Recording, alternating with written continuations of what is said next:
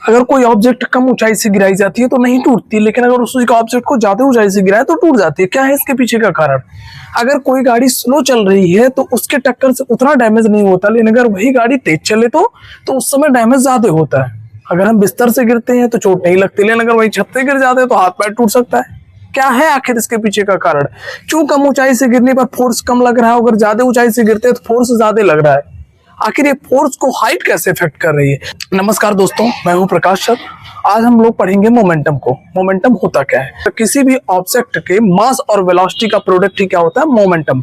ठीक है, किसी ऑब्जेक्ट का अगर मास ज्यादा है तो मोमेंटम ज्यादा होगा, अगर ऑब्जेक्ट का वेलोसिटी ज्यादा है तो भी मोमेंटम ज्यादा होगा। अगर एक भी उसमें से जीरो हो गया तो उस केस में मोमेंटम क्या होता है? जीरो। अब मास तो कभी जीरो हो नहीं सकता, क्योंकि मास ही बताता है कि कोई चीज मैटर है। ठीक है, मैटर की डिफिनेशन क्या होती है? Anything that has mass and occupied space is called matter. तो अगर उस ऑब्जेक्ट में मास ही नहीं है मतलब वो मैटर है ही नहीं। तो मैटर अगर है तो मास तो होगा, तो मास जीरो नहीं हो सकता। ठीक है, लेकिन अगर वेलोसिटी जीरो हो गई, जैसे कोई ऑब्जेक्ट रुकी हुई है, रेस्ट में है, अगर एक ऑब्जेक्ट जैसे कोई गाड़ी रुकी हुई है, ठीक है, उस समय उसकी वेलोसिटी जीरो है, इसलिए उसका मोमेंटम कितना होगा? जीरो होगा। ठीक है, तो मोमेंटम क्या होता है? मोमेंटम को पी से डिनोट करते हैं। तो ये जो मोमेंटम है ये वेलोसिटी के डायरेक्टली प्रोपोर्शन होती है, और मोमेंटम मास के भी डायरेक्टली प्रोपोर्शन होता है। एक बढ़ेगा तो दूसरा भी बढ़ेगा, वेलोसिटी बढ़ेगी तो मोमेंटम बढ़ेगा, मास बढ़ेगा तो मोमेंटम बढ़ेगा। Momentum equal mass into velocity.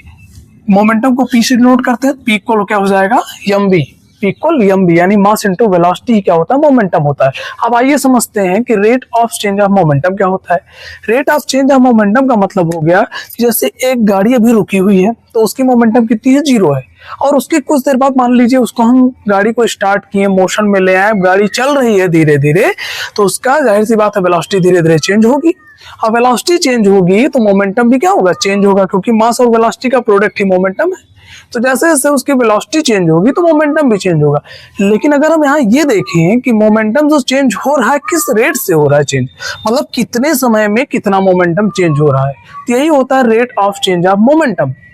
अब अगर मोमेंटम के चेंज होने की जो रेट है, यानी अगर 0 से 10 पे पहुंच रहा है, ठीक है, अब 0 से 10 पर पहुंचने में उसको ज्यादा समय लगा है तो उस केस में उसका फोर्स कम होगा।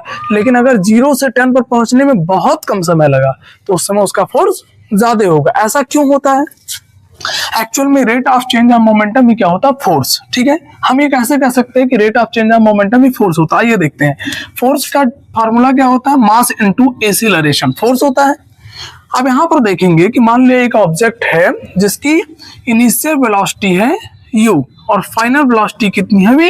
ठीक है, एक केस है जिसमें जब शुरू किया उसने तो उसकी वेलोसिटी थी u, और जब फाइनल जहां से हम देख रहे हैं कि यहां से यहां तक में कितना चेंज हुआ तो फाइनल वेलोसिटी हो गई v।